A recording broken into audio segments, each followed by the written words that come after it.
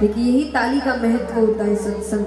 आपने एक चीज पे ध्यान दिया होगा, चाहे कथा है या कीर्तन है, सत्संग है, आपको ताली बजाने बहुत कहा जाता है। क्या कारण है? और कई बार जब बार बार कहा जाता है तो लोग झुंझला भी जाते हैं कि भाई क्या ताली ताली बार बार बजा रहे हैं। पर ताली आपको भगवान से और करीब लेकर जाती है। तो कैसे? कुछ बातें। सबसे पहली चीज के ताली का अर्थ होता है कि भगवान के दरबार में व्यक्ति अपने अंदर अहंकार लेकर नहीं आता।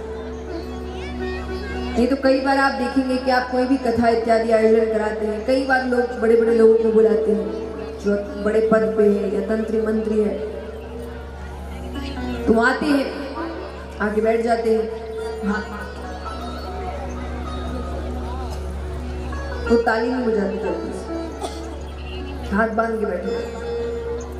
यही व्यक्ति को अपने घर पर अपने पोता पोती के सामने उसको हंसाने में, जोर जोर से ताली बजाने में शर्म नहीं आती है, लेकिन कथा या कीर्तन में आकर ताली बजाने में बड़ी शर्म आती है। ताली नहीं बजाते जल्दी से।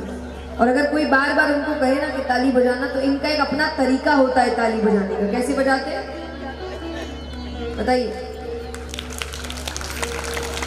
इतने अच्छे से बजाएंगे तो बात ही क्या है।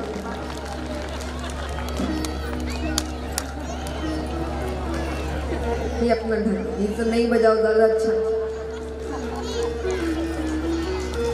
तो यहाँ पर तो पहला तरीका क्या है कि आप इस दरबार में अहंकार लेकर नहीं आते। जो व्यक्ति ताली बजाता है तो माना जाता है दरबार में वो अहंकार लेकर नहीं। दूसरा है आलस्य।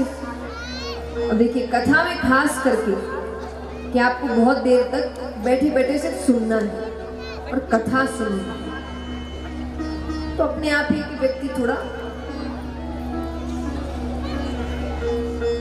तो इसके लिए कहा जाता है कि बीच में जब भजन आए तो इतने अच्छे से ताली बजाइए कि आपके शरीर में एक ऊर्जा पैदा हो, तो काफी लंबे समय तक आपके अंदर आलस को ना आए। तो भगवान से मिलाने का ये भी तो एक बीच में दिक्कत है ना। आलस आ जाए तो व्यक्ति भगवान की पूजा भी ठीक से नहीं करता। भगवान से अगर मिलना है तो आलस से छोड़ना पड़ेगा। तो ताली वो आलस को दूर करता है। और तीसरा है, कई बार आपके आसपास ही ऐसे जीव जंतु बैठ जाते हैं जो खुद तो कथा सुनते नहीं और दूसरे को भी सुनने नहीं देते, है ना। इनका काम होता है हर थोड़ी देर में बीच में एकदम सुपारी नहीं, सौंफ नहीं, पानी नहीं, कहाँ से है, परिवार में कौन है। यानी कथा में बैठकर भी इनकी अपनी कथा चल रही है। ऐसे लोग सिर्फ नाम के लिए आते हैं, बाकी कथा से उनका कोई लेना देना।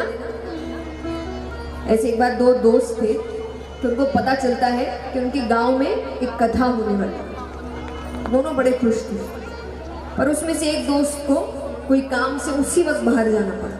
तो उसने दूसरे दोस्त से कहा कि तुम तो जाना। बोले ठीक है। वो जाता है कथा सुनने।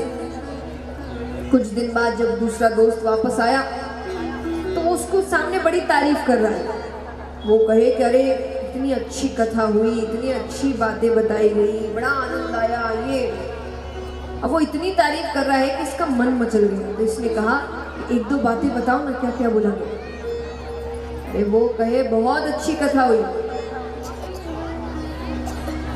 बहुत आनंद आया, बहुत अच्छी बातें बताई गई। अरे क्या बात बताई गई? अरे बोले बहुत अच्छी बात बताई गई।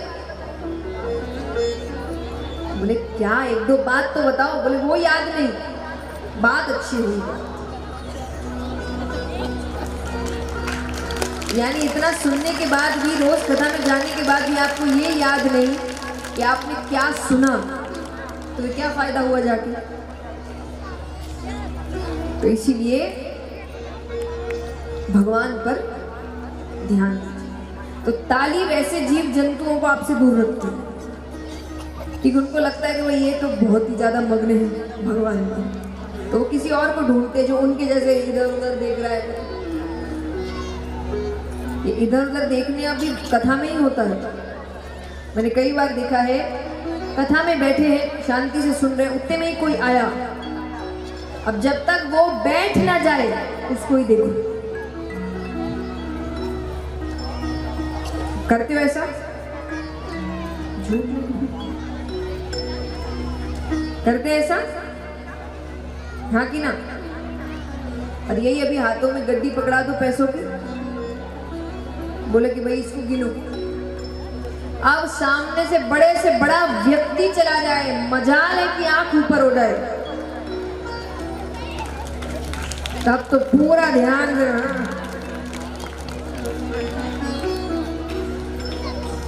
इसलिए ये थोड़ा कम करें। कथा में पूरा ध्यान भगवान की ओर रखें। बाकी सब चीजों के लिए तो पूरी जिंदगी पड़ी है, बातों के लिए जिंदगी पड़ी है, लोगों के लिए जिंदगी पड़ी है। भगवान तो कुछ ही दिन की कथा है, 7 दिन बाद आप अपने घर, हम कहीं और। ये 7 दिन भगवान को दीजिए।